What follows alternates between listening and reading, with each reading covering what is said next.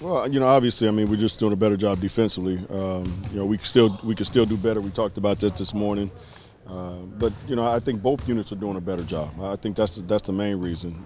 Ronnie's doing a great job of being spearheading the defense from the start, and Ed's doing a great job of anchoring in the back. So that's been the biggest difference. You mentioned guys on both units doing well. Why is Carlos playing so much better in that second unit? Well, I think the first answer is that he's accepted that role as a challenge. I know he wants to get back in that starting lineup, but he's kind of embraced this role for right now, and he's just going out there and he's doing a great job of rebounding the ball and scoring for us. His defense on that end of the floor has gotten much better. His effort, he's just playing harder, and I think that's one of the main reasons that he's having so much success. So, I just hope he continues to embrace that role and just keep playing the way he's playing. Post-game, Jeremy Lin said he had a lot more to give this team. That said, what would you like to see Jeremy do more of? Well, give it. If he got a lot more to give it to us then, just like today, just be more aggressive and just be smart when he's out there playing. Our last conversation was basically, you got to understand who you're playing with. You got to get those guys involved because he's a guy that's always been ball dominant. But you have to also understand in this offense, you got to get other guys involved in the offense and still be able to take the shots that are available to you. And being aggressive is not a bad thing. As far as I'm concerned, I would like today in practice. I told him, why you hesitating on shots? Shoot the ball.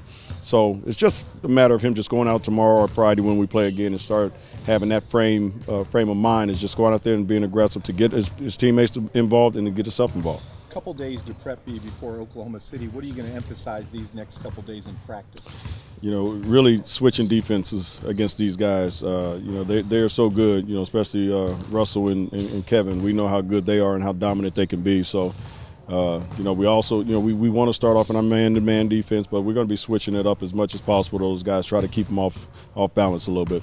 Byron, how's Jordan doing?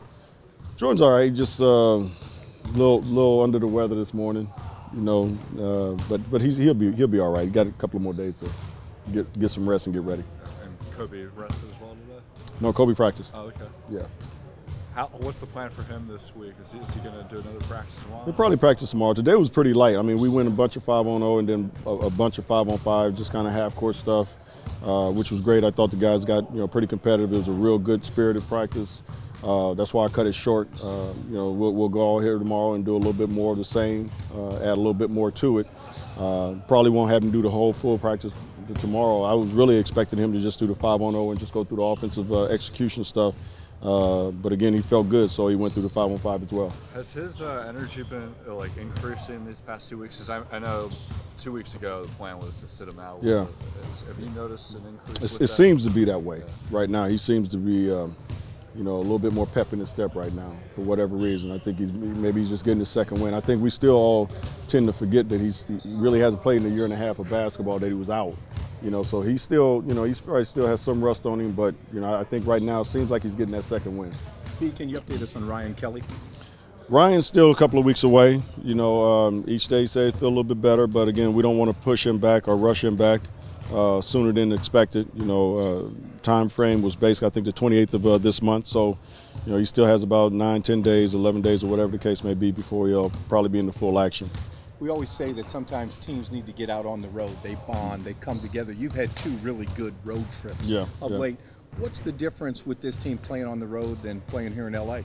Well, I think just what you said. You get a chance to to bond and be together, spend time together as a team. And when you're at home, everybody kind of goes their own separate ways, and they have other things, other obligations. A lot of these guys got families, and some guys got business ventures that they're trying to do. So you have a lot of distractions when you're at home, more so than you do on the road. So I think that's one of the main reasons that we played much better on the road, because we still got a relatively young team. You got a lot of these young guys that don't know what to do most of the time when they're at home. They got to get into a routine as well. In this last road trip, anything new you learned about this team?